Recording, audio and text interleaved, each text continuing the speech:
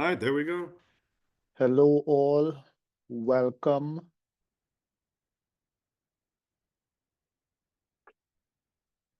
Welcome. We are going to get started here in a couple of minutes. We're going to give everybody a chance to get in.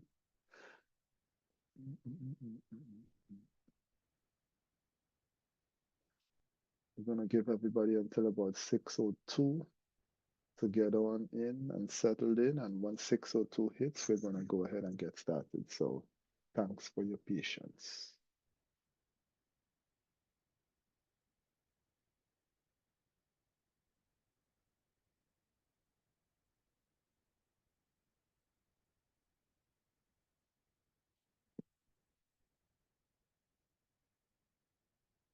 Hello, all. Welcome. We're going to give everybody a couple, one more minute to get settled in, and then we're going to go ahead and get started. So thanks for your patience.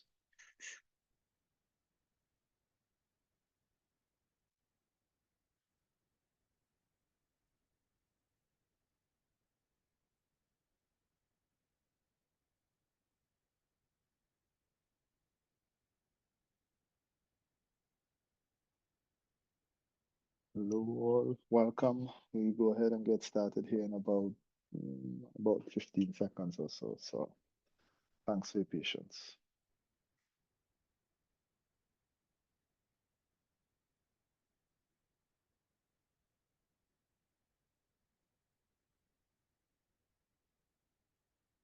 All right, we go ahead and get started. So, hello and welcome to this evening's Zoom webinar that's being produced by the Honors College at West Virginia University. This event is the fourth honoring diversity lecture taking place this fall semester. These lectures are designed to expose students to a wide variety of content and information they may not necessarily get in their academic courses here at WVU. I am Damian Clement, Associate Dean of the Honors College here at West Virginia University. Tonight's lecture is entitled The Haunted History of Halloween by Dr. Gale, who is an associate professor in the Religious Studies program in the Eberly College of Arts and Sciences here at WVU. We will follow our standard Zoom webinar format this evening. After this presentation, we will host an open question and answer session. Since we are using the Zoom webinar platform for this lecture, before we begin, let me review some of the features that will help you experience this evening's webinar in the best way possible. If you have issues with audio or video at any point during the webinar, be sure to check your Zoom settings and your computer volume controls. If you have questions, please use the Q&A function at the bottom of your screen.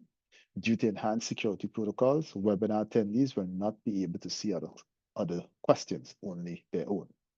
To ask a question, you must click on the Q&A button. A separate screen will appear. Then you may type your question. The presenter will answer all your questions live at the end of the presentation. If live captioning has been requested, it can be viewed by clicking the CC button at the bottom of the screen.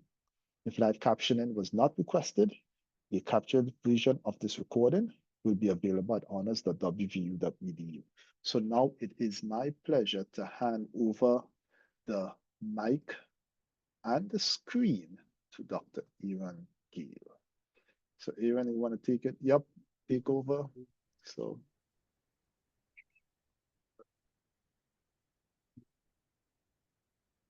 Here, can you see the PowerPoint, or are we still Not yet. Not yet? No, not yet. Just, yep, now we're going, okay. Yep. Okay.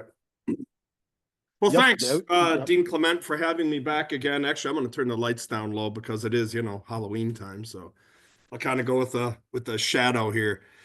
This is like my 25th time doing an honors diversity lecture. It's a pleasure to be here. And I thought before Halloween, it would be great to do a presentation on the haunted history of Halloween. I fully admit that I stole the title of this presentation from a History Channel special many years ago of the same name, but this is the best, one I could come up with. So let's hope that this actually works, and sometimes it does, and sometimes it doesn't. There we go. Okay, so I'm going to talk about the history of Halloween. No charge for the nice orange background and the Halloween background. That's free high technology. And takes me back, of course, to my days of Halloween when I was a kid in the suburbs of Cleveland and celebrating Halloween. And I still remember the great joy that our convenience store owners would get the night of Halloween when, I was a 12-year-old kid coming in and buying 4 cans of shaving cream and, 3 dozen eggs at 8 o'clock at night. And, the store owner getting the great pleasure of asking me, "Oh, doing some baking and shaving tonight, are we?" So anyway, this kind of is a good thing, but where did Halloween really come from? So I have some slides. Usually in my presentations, I have a lot of pictures. I don't have as many pictures tonight. It's more history. I have a couple of pictures, but hey, this is kind of interesting stuff. So where did Halloween come from? Obviously, a lot of us know, okay, it's All Hallows Eve. It's the night before All Saints Day and the Catholic calendar, All Souls Day on November 2nd. But where did it actually start? So to actually start our history of Halloween tonight, we have to do like 2,000 years of history. So Halloween probably traces its roots back some 2,000 years or so, back to the time of the Druids, these ancient Celtic priests. And I know that's where a lot of people say, well, Halloween, it's a pagan holiday. Um, a lot of stuff that we celebrate as a religious studies scholar guy. I can tell you that a lot of stuff in our culture, even in our religion, is either based on environment, tradition, or ancient cultures, the cultural stuff. And the example I always use in my religious studies classes is, when people say, "Oh, Halloween's a pagan holiday," it's not really, a Christian holiday, and it's not. I mean, Halloween is not really a Christian thing or a Jewish thing or Islamic thing. But we have to remember, as I always, answer my students, we have to keep in mind, where in the Bible does Jesus ever decorate a Christmas tree? Where's Jesus ever, coloring Easter eggs in the Bible? If you can find that, you're a better biblical scholar than I am, or even for that matter, December 25th being the birth of Jesus. If you can find that in the Bible, you are a better scholar than I because it's simply not there. So a lot of stuff has pagan, ancient cultural backgrounds. Halloween is one of those observances that is. And it goes back to the Druids, these ancient Celtic priests. These guys were around Ireland, Britain, France, ancient Gaul, which is France, modern day France. And basically, they were Celtic priests. And yes, they were pagan. This was a polytheistic world 2,000 years ago. Really, one of the few religions, if any of them, that were monotheistic was Judaism. Christianity wasn't even really on the scene yet, just coming around. But the Celts, they worship nature. They connected the natural world to the divine. And in fact, the root of the word druid may actually come from Irish Gaelic and means something like oak tree. Some say it means wisdom, but it can also mean oak tree because they literally would believe that the spirits, the divine, were in things of nature, like trees and things like that. By the way, when Christianity did come on the scene, that drove Christian missionaries bonkers when they were trying to missionize to pagans, who were not used to that, who were used to, consecrating trees as gods and things like that. It made Christian missionaries' time a little bit difficult. But anyway, 2,000 years ago, getting back to the story, there was a holiday. There were a couple major holidays on the calendar, minor holiday, if you will. One of those was called Samhain. I know it looks on the spelling there on the PowerPoint, it looks like it's Sam Hain, but it's really pronounced Samhain. It sort of meant summer's end. And we have to and for me to describe what things were like 2,000 years ago, we have to go back in history. As I tell my students, you can't read the 21st century into the ancient world. It just doesn't work. You can't pretend things were the same 2,000 years ago as they are today. The world was entirely different. No cell phones, no internet, no street lights, obviously no electricity, nothing like that. So you can imagine in places like Ireland, Britain, and France, and places especially in the north of Europe, the UK, where today's the UK, though it was cold. It was a scary, scary world. You maybe lived to your 30s. That was probably the average lifespan was somewhere in the 30s. So I would have long since been ancient history. And it was hard. And winter was very scary in particular. So holidays would oftentimes celebrate changes in the environment, the solstice, and things like that. Samhain was basically a New Year celebration of November 1st. So it was the eve of the New Year, the New Year celebration, where they were sort of celebrating and observing the transition to winter, which was going to be a scary time. I mean, no grocery stores back in the ancient world. You had to store up food, you had to be able to survive a cold winter. And it was really a scary time. So Samhain was this way they would observe it. And we'll talk about Samhain in a minute. And we know Samhain really existed because we actually have writings from guys like Julius Caesar, that dictator guy who was assassinated in Rome, who sort of wanted to become the first emperor of Rome, but his friends wouldn't let him. And he actually made it up through France, up to England way, and actually experienced the Druids, and he actually wrote about them and discussed how revered the Druids were. And this is a quote from Julius Caesar's Gallic Wars, Gaul again meaning France. So the French Wars, Book 6, Chapter 14. And Julius Caesar said they wish to inculcate this as one of their leading tenets, that souls do not become extinct, but pass after death from one body to another. And they think that men by this tenet are in a great degree excited to valor, the fear of death being disregarded. They likewise discuss and impart to the youth many things respecting the stars and their motion, respecting the extent of the world and of our earth, respecting the nature of things, respecting the power and the majesty of the immortal gods. So the point here is, and Caesar wrote a lot more, but Caesar here is writing, sort of giving us a peek into the Druid world, that these were really special guys. They were like priests, they were teachers, they were philosophers, they were revered. And these were the guys who really yielded a lot of power in the ancient pagan world. And a lot of scholars say it's through their observance, their teachings about Samhain, that the very earliest origins of Halloween came from. So the Druids came from Britain, Ireland, and Gaul way, and they were superstitious regarding transitional times of year. As I said a couple of minutes ago, when things were changing, people were very suspicious. They were scared. They were nervous. Harvesting was over. Now we're going into winter. Nothing grows. The days are short. It's cold. It's dark. And Samhain was the holiday that represented the transition from summer to winter. And yeah, that was scary. And as I said a few minutes ago, think about how life was 2,000 years ago. I mean, you are lucky if you could survive. As I teach my students, and when I teach ancient history or Roman Greek history or even the biblical history, you have to remember, I mean, if you had, for example, let me give you an example. If you had 5 kids in the ancient world, if you were lucky, 1 or 2 of them would live to adulthood.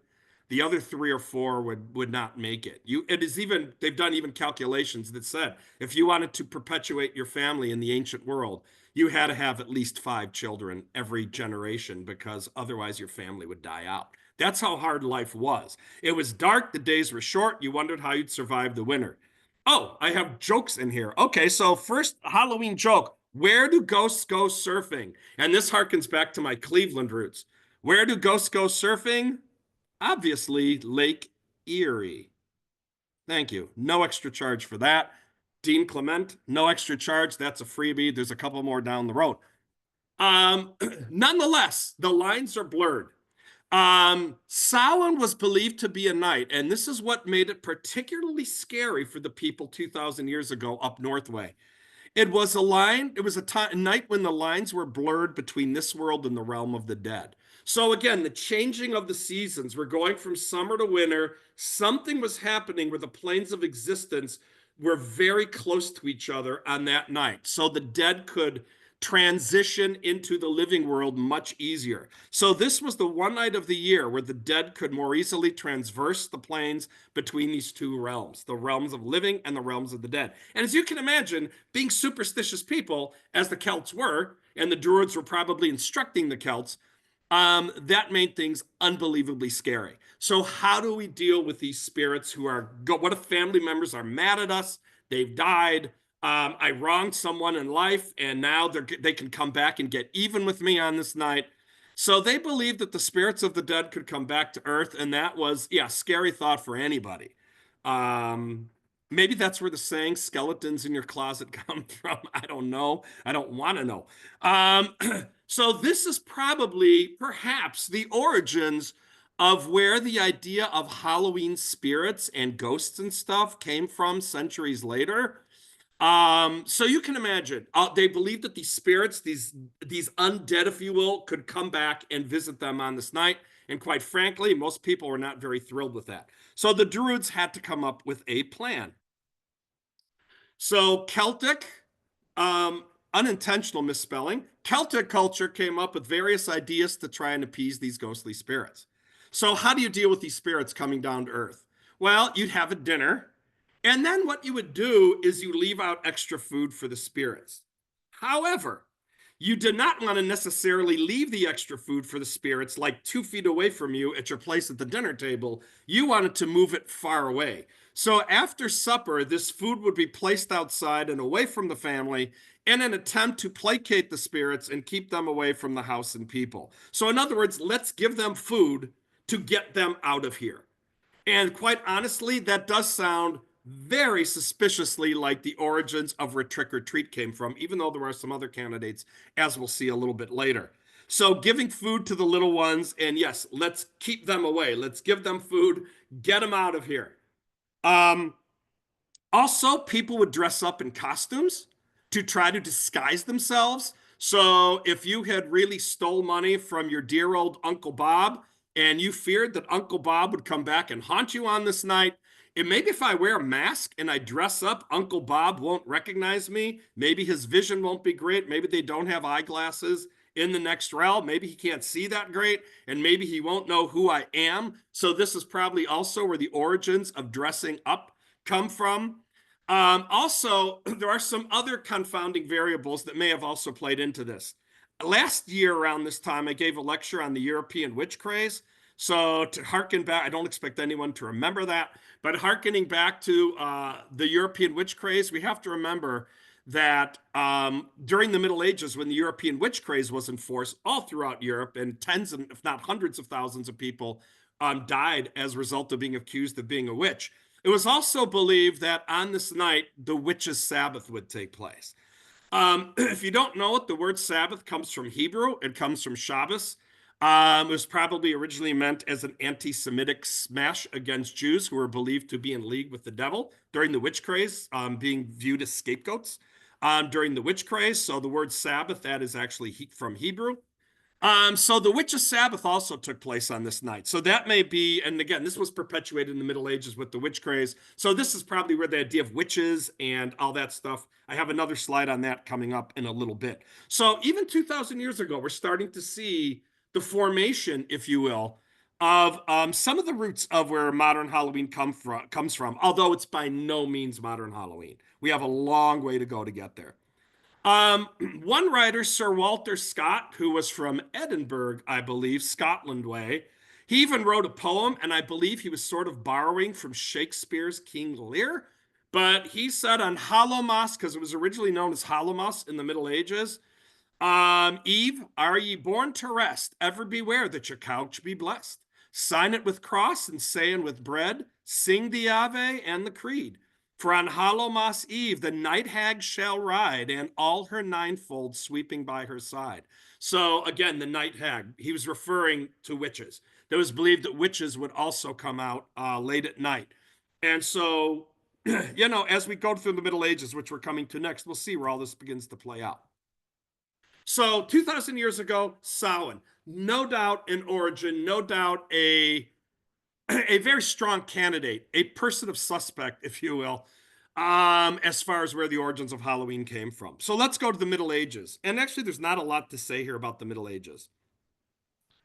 Some people also disguise themselves, as I said, in different clothing to try and fool the spirits who may come back to Earth to haunt them or settle old scores. As I said, if Uncle Bob, you'd stolen money from him, maybe you dress up in different clothing so he wouldn't know. And early in the Middle Ages, Christians became obviously exposed to the remnants of the Druids and the Celts, which basically became Roman culture. Rome was the superpower of 2,000 years ago. They didn't quite make it all the way through Ireland, but they made it through France, thanks to Julius Caesar, and they made it into England. In fact, if you're not aware of this, London is actually a Roman city, Londinium. So a lot of times in England, even to this day, they find Roman stuff in their gardens and things like that. So Roman culture then became the big culture for Jews and also for the remnants of early Christians. The early Christians, they became, of course, they were ensconced in Roman culture in, Palestine, Israel, throughout there. And then we have the Catholic Church in the Middle Ages. And it was common in the Roman Catholic Church to adapt pagan rituals into Christian ones. Why? And I've explained this in my world religions class. I explain this to my students. If you're a Christian, it's your job to missionize. And you have to find a way. You have to be a good marketer, though. As I teach my students, if you come up to a vicious barbarian, a Hun or whoever, a vicious barbarian, and say, Mr. Barbarian, Jesus said, turn the other cheek, my brother.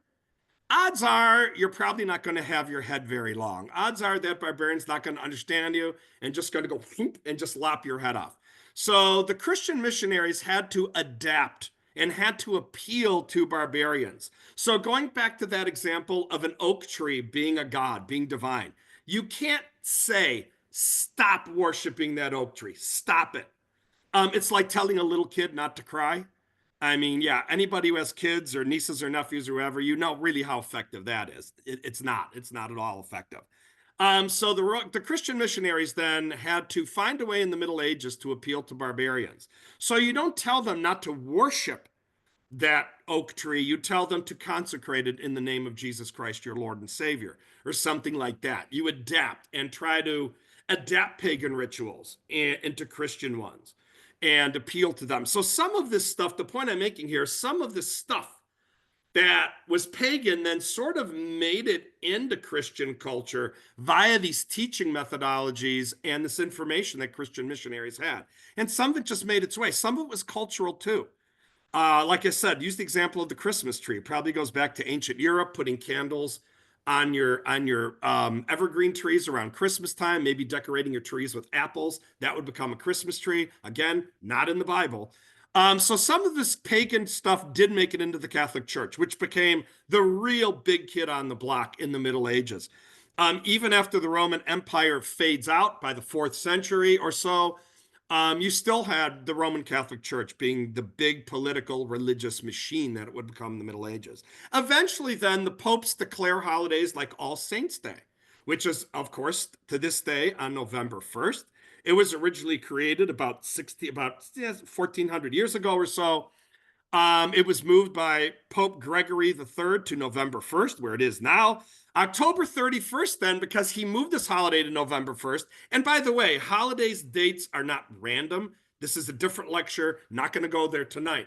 But you have to remember that if you want to compete with another religious tradition, again, to say, stop celebrating that pagan festival, stop celebrating that solstice festival, stop celebrating that Roman festival. If you were to do that, it's not going to be as effective as saying, oh, there's a Pomona festival on this date in Rome. That's fine. But you know what? It just so happens it's All Saints' Day.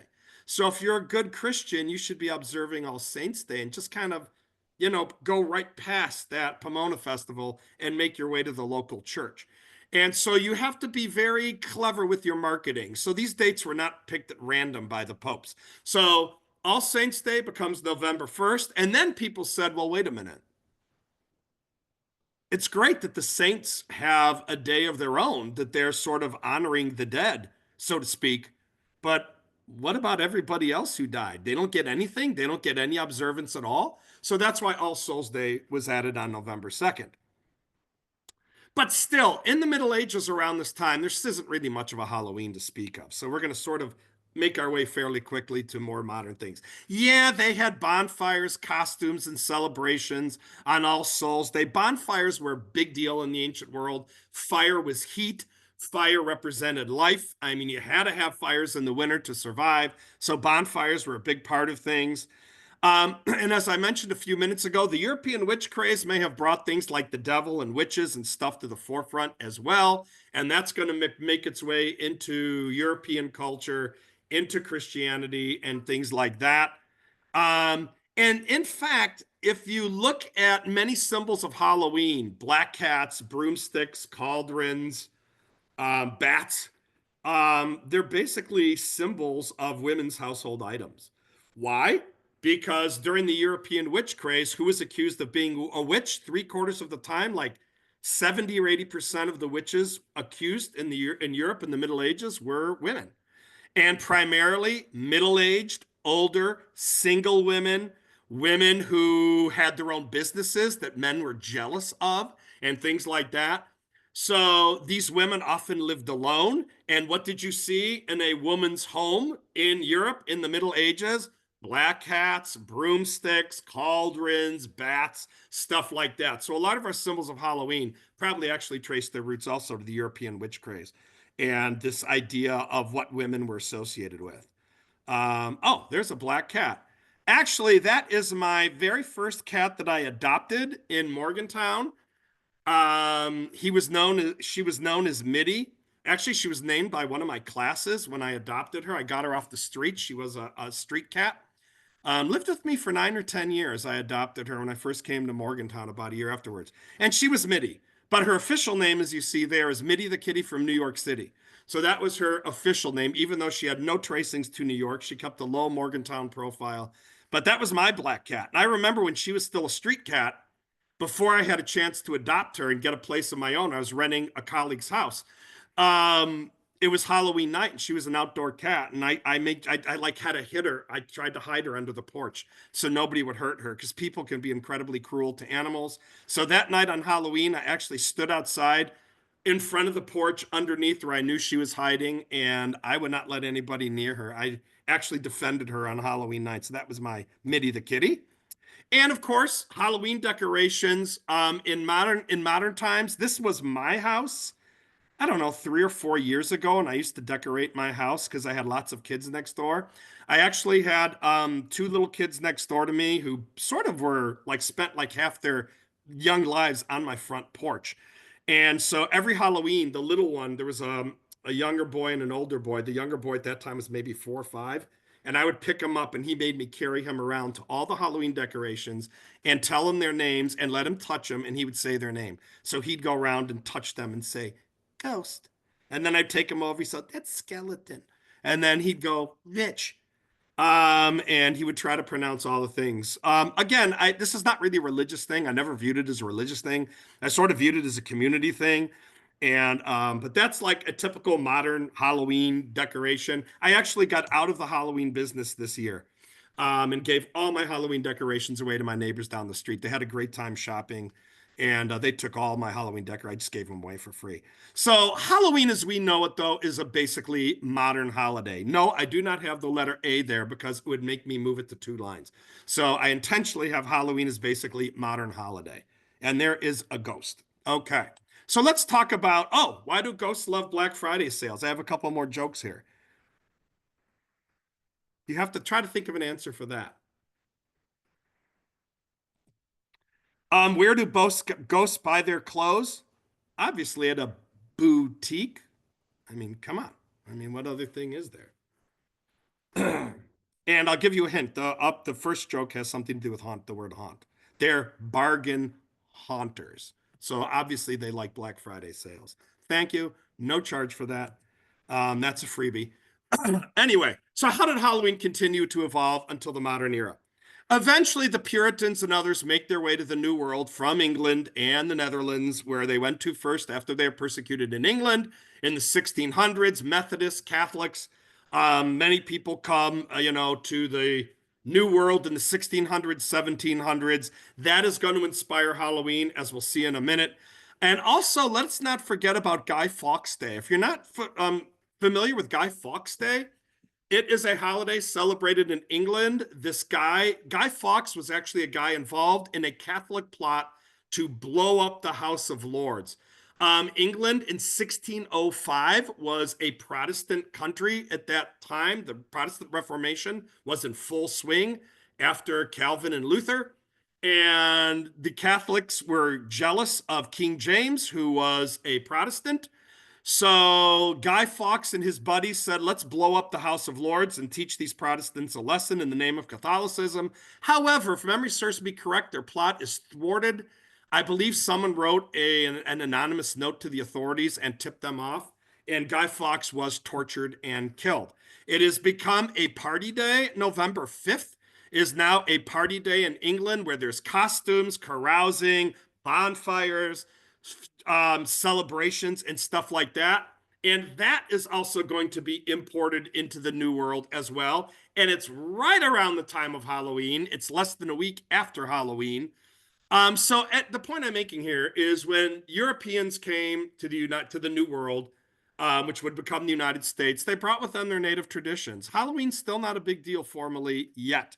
However, in places like Maryland and some of the southern colonies, because we're not a nation yet, we're colonies of England, ghost stories were told, and yes, goodness sakes, there may have even been parties. Although the Puritans were not really ones to celebrate even Christmas or anything like that. It was thought to be naughty.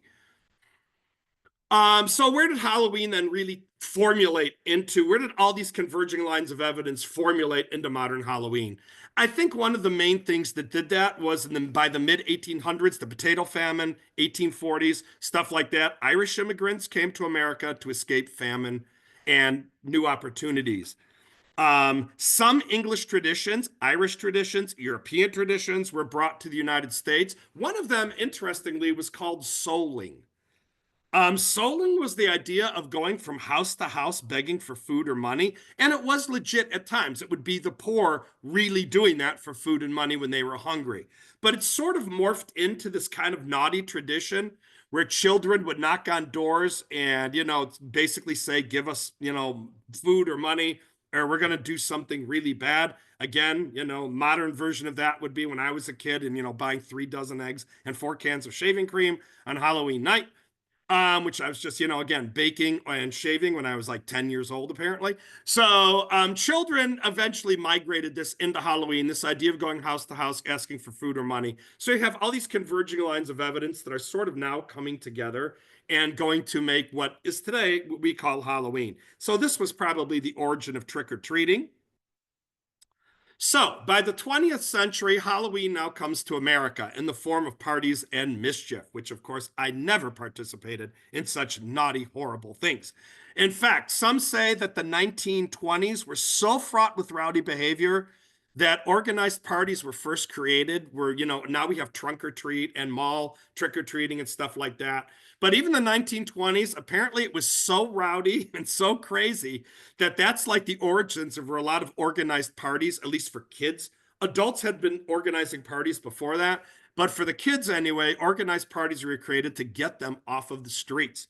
And again, this came to a halt during World War II in the early 1940s, and then it's revived after the war. And by the 50s and 60s, trick-or-treating becomes a pretty normative thing. Parties, witches, bats, all the symbols, all the ingredients are now cooked in the pot, so to speak, no pun intended.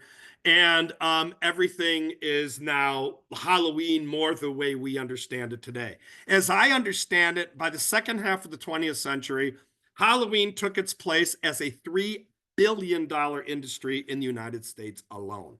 So again, big candy thing. Valentine's Day and Halloween are the two big candy holidays, costumes, everything else. $3 billion industry, but it does owe its roots to Celtic traditions, some Middle Age traditions, um, the first immigrants to the New World, Irish immigrants, and stuff like that, sort of all brought their traditions.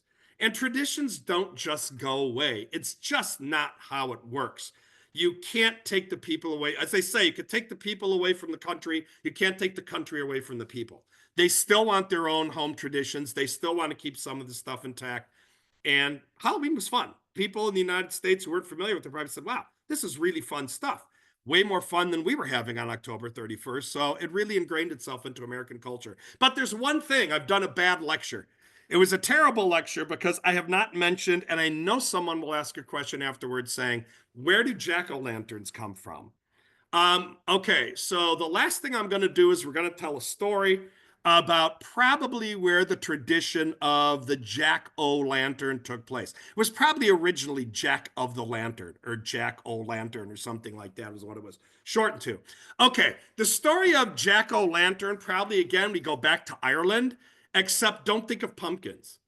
When the Irish came to the United States, they carved turnips, not pumpkins.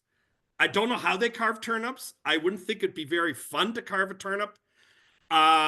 But eventually Americans said, you know what, pumpkins are bigger, they're easier, they're way softer to cut into.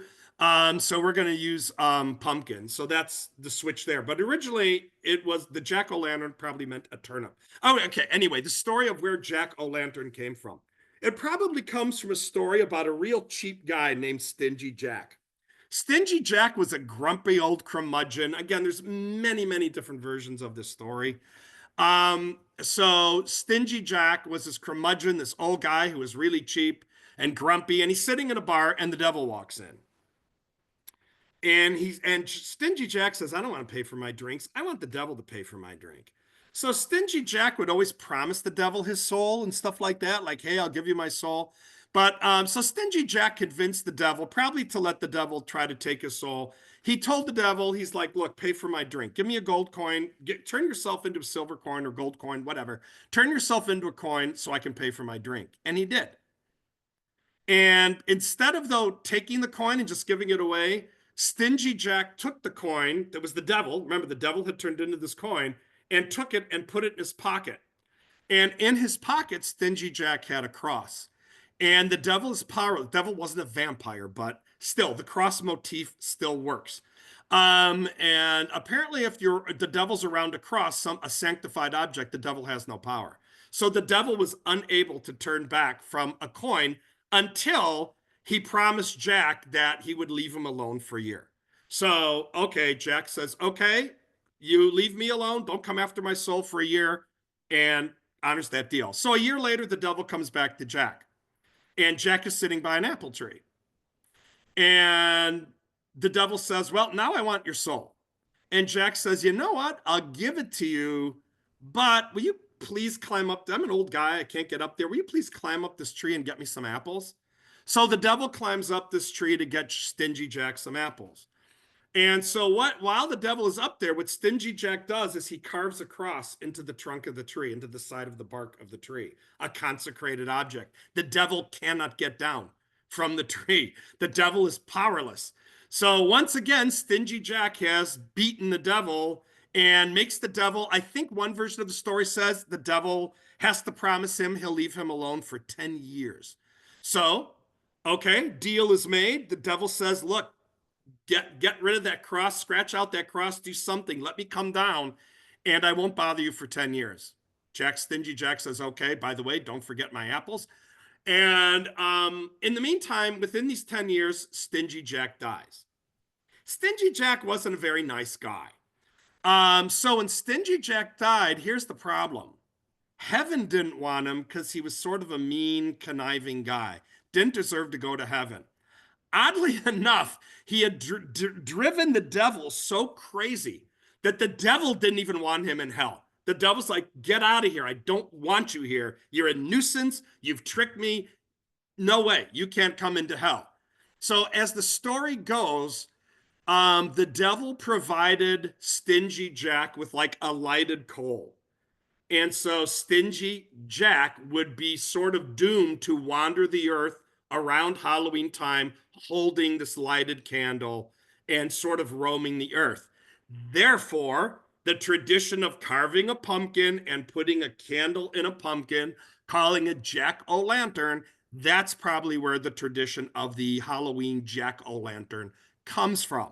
So this probably traces its roots to, again, the story became popularized in the 1800s, more so in the 1900s. So that's probably where the tradition of the jack-o'-lantern comes from.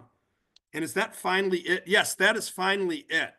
So that is everything you always want to know in my allotted time, I think, of less than 40 minutes. Okay. Nice. All I right. like the So orange glow that the PowerPoint, I was like close enough to it. The orange glow is on my face. very Okay, so that's interesting. kind of where Halloween came from, Dean Clement. I mean, All righty. it's just kind of an interesting history. I don't consider Halloween a deeply religious thing. I was actually just talking with a group of students about this last week. Is Halloween a Christian thing? It's the devil's holiday? I just don't take it that seriously. I'm a religious studies guy, and I just don't take it that seriously. It's more of a cultural thing. I know some people view it still as a pagan holiday. That's fine. I respect everybody's views, but I'm not. Oh, like, oh my gosh, Halloween, the devil. You're right. It doesn't bother me that much. I am a person of faith. I'm Jewish by faith.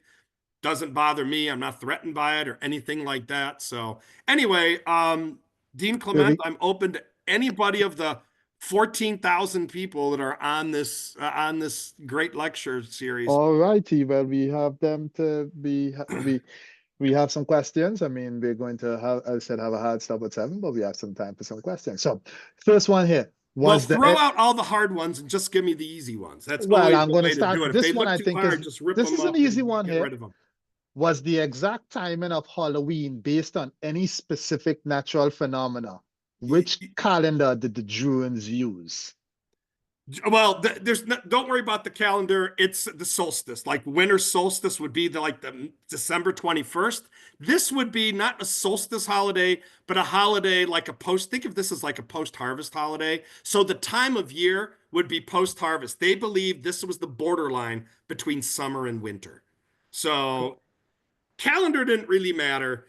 Gregorian, Julian, otherwise, a lot of that predates that anyway. But it would be more or less this line between summer and winter. The harvest is over. Now we're going into winter. There's nothing productive that's going to happen anymore. We are just going into the cold times. Then the next big holiday would probably be the solstice around December 21st, which is a honors lecture for another time. What exactly does it take for a holiday to become secular? Well, take it out of the church, take it out of the synagogue, take it out of the mosque, take it out of the mindar, the Hindu, what does it take for something to be secularized? Just sort of not associating it with the particular religious prayers, with religious observance, with going to a house of worship. I mean, it sort of becomes secularized. I'm not going there and talking about Christmas and the secularization and commercialization of Christmas. Another lecture, another time. But secularized holidays, I mean, if you even want to call Halloween a holiday, um, it basically is, if it in your particular religion of faith, is it something that has religious requirements, whether they be commandments, church observance, what have you, that would make it a religious observance. I don't think neo-paganism, some other traditions aside, for many other religions, however, I don't think Halloween I would call a religious observance. And again, I was talking with students from 2 or 3 different religious traditions, and I said, it's just not really something that you say, oh, I've got to go to church. Oh, I've got to go to the synagogue, or I have this prayer to say on this day. For some, yes. Neo-paganism and some other traditions, yes, it may. I'm not an expert on neo-paganism. It's not my thing. But for it to be secular, no reliance upon religious observance would be my simplest answer. Okay.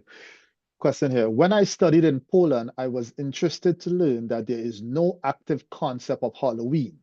What were the environmental conditions in the United States that has made it so popular here? Okay. Um, Immigration. The Irish being here en masse in the mid 1800s definitely would play into its incorporation into American culture. There's a reason why they call the United States the Great Melting Pot. Okay, I come from Cleveland. Hungarian, Polish, Russian, you name it. The United States became a melting pot. Other countries in Europe, like Poland, Hungary, and others, didn't quite become. There are New Age religious movements in those countries now, but in that time, those countries were more, I think, culturally homogenous. And the United States just became a melting pot. And let's face it, once you're exposed to Halloween, a lot of people figured it was really fun and another excuse to party. I mean, a lot of people don't need really an excuse. But in some countries, no. In some countries in Europe, there's certain holidays that we celebrate. Let me give you an example within the United States. I come from Cleveland. How many of you celebrated Sweetest Day last weekend? I think it was maybe 2 weekends ago. In Cleveland, Sweetest Day was like almost as big as Valentine's Day. And when I came to Morgantown, you cannot find a Sweetest Day card in Morgantown anywhere. It's not part of Morgantown culture. In Cleveland, Sweetest Day is a big deal. How many of you have heard of Sweetest Day? I mean, yeah, it's non-existent in Morgantown.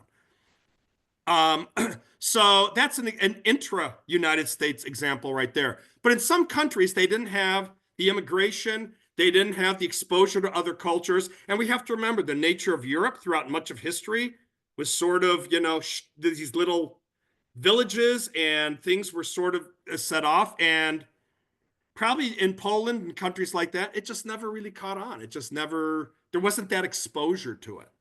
And again, I use the example of Sweetest Day in the United States. It's very regional, where some Okay. parts of the United States, including Morgantown, no one celebrates Sweetest Day. No exposure. Good All question. right. So we had a individual here who was from Fairmont State. They say, thank you for the engaging and informative lecture. Always a pleasure. And then they stated, so it started as a party to celebrate a new year before the pagan winter solstice celebration. And then it took its own characteristics. Yes. It was a New Year's celebration because we're starting a new phase of the year, literally.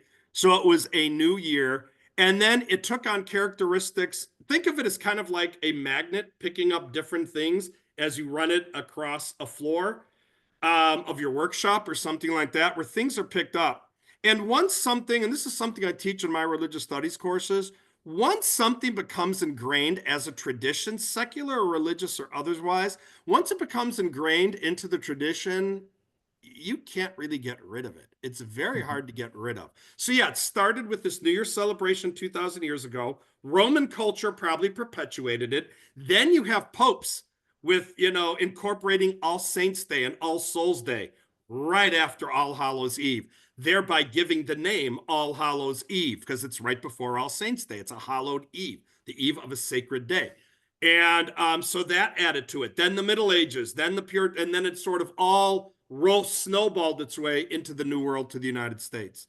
But one thing we learn in religious studies and culturally, as someone who studies many different ancient cultures, things evolve over time. It's very rare that something pops up overnight. And I'll even use religions. Religions evolve over time. They don't pop up overnight. Halloween didn't just pop up one night. All of a sudden, I said, oh, okay, we're going to invent Halloween. It took centuries and centuries and centuries for Halloween to gain momentum. Even 1,500 years after the Druids, Halloween wasn't much. It's really the last couple hundred years that Halloween really gained a lot of momentum. Nice. Now, did the other Indo-European cultures have any kind of an equivalent of the Samhain Samhain, yeah, celebration? Samhain. No, Samhain was primarily celebrated. Were there other versions of it?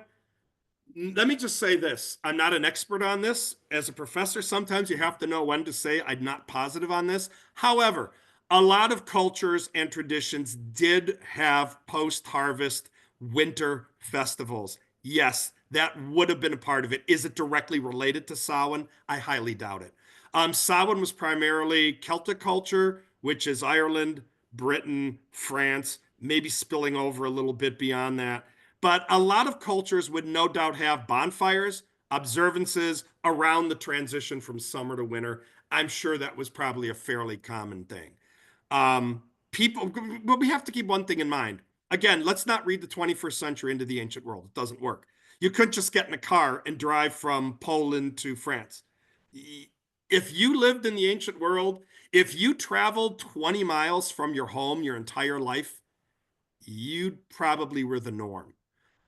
People didn't get around as much. They weren't exposed. They didn't know what they did in France or Germany or Poland or Austria or Hungary. They didn't know. They didn't travel there unless someone, a traveling merchant or something, came through there and told them. They would never know. So society was a little bit more isolated back then. Maybe that puts things in a little bit better context. No internet. You couldn't, email Halloween.com or something or email someone and say, hey, what's going on with Halloween in France this year? They had no way of knowing it.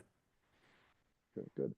Why do Christians oppose Halloween so much if they help popularize it? Why do they oppose it? Yep. It's still viewed. I know some churches that view Halloween, it's a pagan holiday. It's a pagan tradition. There's nothing, they don't view it as being anything redeeming.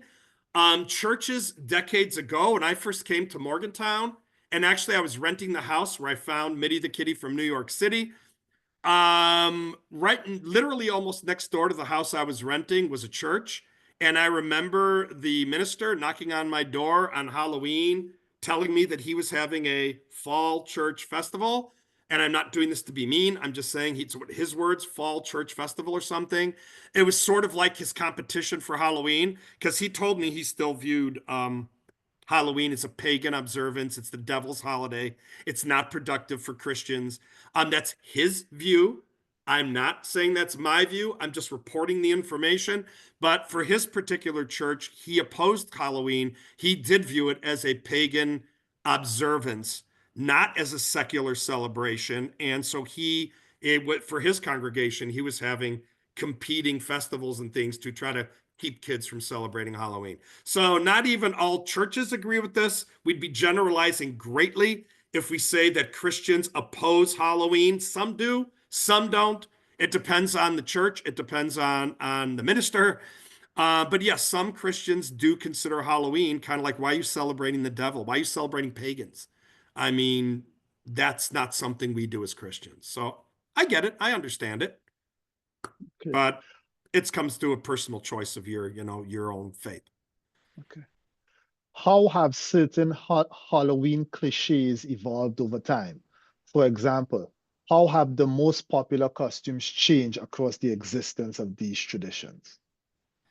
I'd need a time period. I'm not sure, like from the 1800s in the last 10 years. I mean, 40 years ago, we didn't have, 25-foot animated skeletons, in the front yards. So a lot of these traditions, technology has made Halloween a more high-tech industry.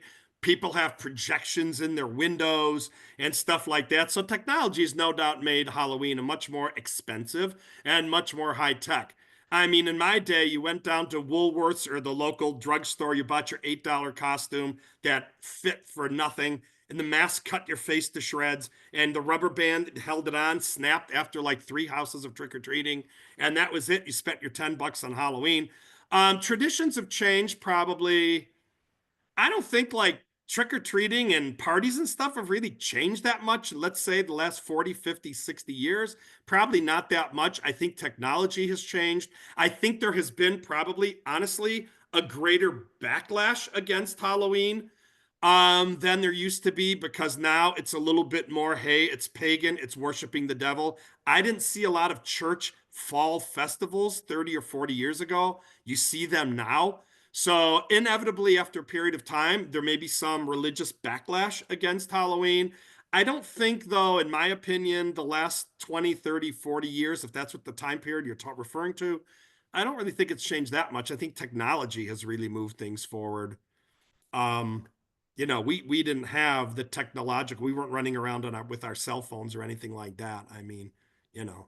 So I'm not sure exactly what that question's getting at, but I gave it a whirl. That's that's good. Do you believe that Halloween has any classism based in its past? Classism. Can somebody expand on that? I'm not sure. That's sure. Is there elitism or something like that? There's probably classism in many secular, if you're talking about like social caste type stuff, like different class observances of Halloween. I mean, probably a party's a party, trick or treating is trick or treating. Probably there is. I don't think it would be specific to Halloween, though. I would think that would more be indicative of the socioeconomic environment that you are in. I don't think it would be directly related to Halloween specific, saying, oh, that's Halloween. So, okay, we're gonna, change things up on the basis of Halloween's. Oh, by the way, one other tradition I did not mention is bobbing for apples. That Mm, probably goes back to Roman Pomona holidays and actually romantic stuff.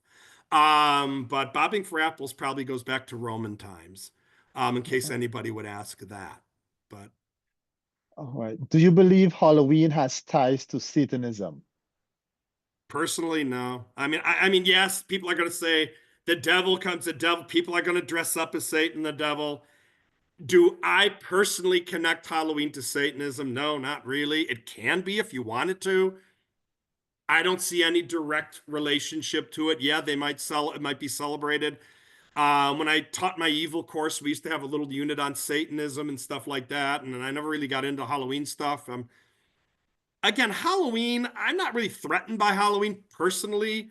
Halloween doesn't threaten me. I'm not offended by it. I don't think it's evil or anything like that. Unless somebody eggs my car, then I would say that's evil. My car is always locked in my garage with the door shut and the ring cameras and my security system running. And of course, in our housing complex, we obviously let rabid dogs loose every evening to patrol the neighborhood.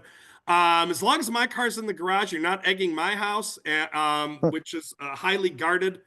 Um, I don't have any, I'm not threatened by it. It doesn't really threaten me as, oh my God, it's the devil or, or whatever. But I'm sure different people observe it different ways. Personally, I've never been threatened by Halloween.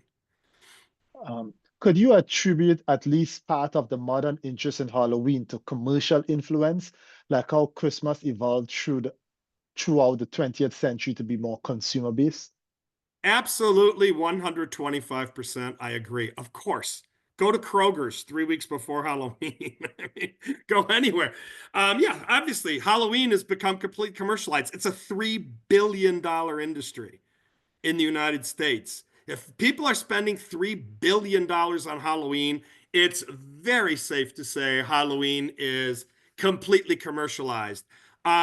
Look down my street tonight. There are 30 foot, people spend hundreds of dollars just on Halloween decorations now, let alone the candy and stuff. Yes, Halloween has become commercialized like Christmas. I would definitely say, at least partially, absolutely, it has been. Of course, it's a huge moneymaker. I mean, when do you see? Let me give you this. If you go to Lowe's or go to Walmart or wherever, how rarely do you see Halloween decorations in the store? August? There's already Halloween decorations up. There's Christmas decorations up in August and September. So if you're advertising a holiday 2 months out, and that is sort of relatively more modern thing, 20, 30, 40 years ago, you probably would not see Halloween decorations up in a store, until maybe October. Now in August, you see Halloween decorations. Absolutely has become commercialized. And that's my opinion. I'm not an economist. I'm not a holiday economist. But yeah, of course, commercialization is played into Halloween. Yes. Yeah. Do we have any other questions for Dr. Gale? This is awesome. This is very informative. We have 3 minutes. We have less than 3 minutes. All right, going once.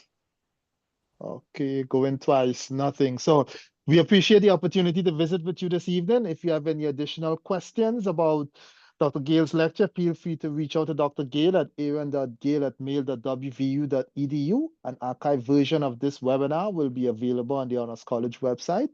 Thank you all for spending your evening with us. Thank you for Dr. having Gale, me, Dean Clement. thank I you so appreciate much. it This was greatly. awesome It's like my as usual. 25th lecture, 25th, and you know what? This one, we had no technology issues. No, it's one of the first ones that I didn't actually blow it and mess something up. And the Yeah, cat didn't jump on top of me. He was clawing at my leg about halfway through the competition, through the lecture. I was wondering if he might make an appearance, but he settled yes. down. But yeah, So no, it's been a pleasure. These lectures, I think it's a great series you run through the Honors College. It's so great that students get the opportunity to be exposed to new and interesting ideas. And I'm always happy to help you out. And thanks again for having me. I will be in touch. Thank you again, everyone. Have a good evening.